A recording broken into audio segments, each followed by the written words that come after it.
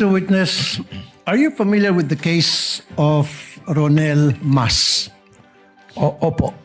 Napanood ko po yan. At that time, hindi pa kayong NBA director, no? Or not connected to NBA whatsoever. So, tell us briefly dito sa kaso ni Ronel Mas. Sa pagkaalala ko po rito, itong si Ronel Mas ay isang guro na kung saan siya ay nagsabi na kung sino ang papatay sa dating Pangulong Rodrigo Roa Duterte ay papabiyaan niya ng 50 million. At sa pagkakaalala ko po, ang National Bureau of Investigation rin po ang tumugis at tumuli sa kanya, particularly po ang aming pong opisina sa Region 1. At siya po ay kinasuhan po ng pagbabanta at itinuring po na ang threat niya ay isang malaking threat po. Hindi lamang sa dating Pangulo, kundi po sa ating pong national security. In other words, pinalan siya ng case ng inciting to sedition. And he was arrested warrantless. It was a warrantless arrest, right? Tama po.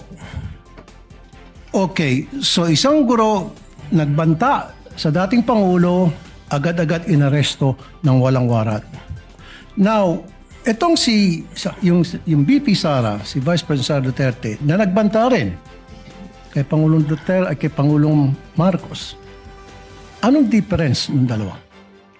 Well, ang pagkakaiba po nila, itong si Rene Mas ay isang guro, si Vice President, isa naman pong Vice President, at siguro po ito ang naging konsiderasyon kung bakit hindi siya inaresto agad.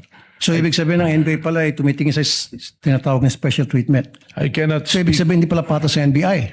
Bakit nung panahon ni Pangulong Duterte, isang guro na nagsabi may patong sa ulo na 50 million si dating Pangulong Duterte, kung sino man makapagpapatay sa kanya, agad-agad inaresto ng walang warrant of arrest. And then ito naman si VP Sara na sabi nyo, allegedly nagbigay ng death threat against President Marcos at hindi inaresto.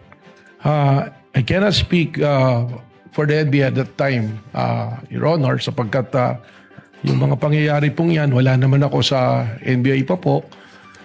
Subalit, ang maaari ko pong ibahagi sa inyo, ipamarapatin po ninyo, ayun na nga pong aking pakikipagtalastasan sa aming pong mga foreign counterparts na akin din na pag-aralan at sinasabi nila na sa kanilang jurisdiction, kung merong isang pagbabanta na ginawa ng Vice Presidente, ay maaaring agad na ikulong at matanggal kaagad po sa pwesto.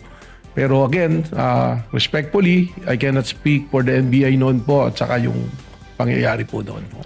Okay, ano ibig sabihin po ni para sa inyo, Mayor Baste, nung sinabi niya sa isang Rage Coalition gathering, isang ulo lang naman ang kailangan namin at ang ulo ni BBM or Bongbong Marcos. What does it mean to you? Well, kagaya po ng aking naging testimonya, itrinato po namin ito na isang threat sa isang banta sa ating Pangulo that transcends also to a threat to our national security.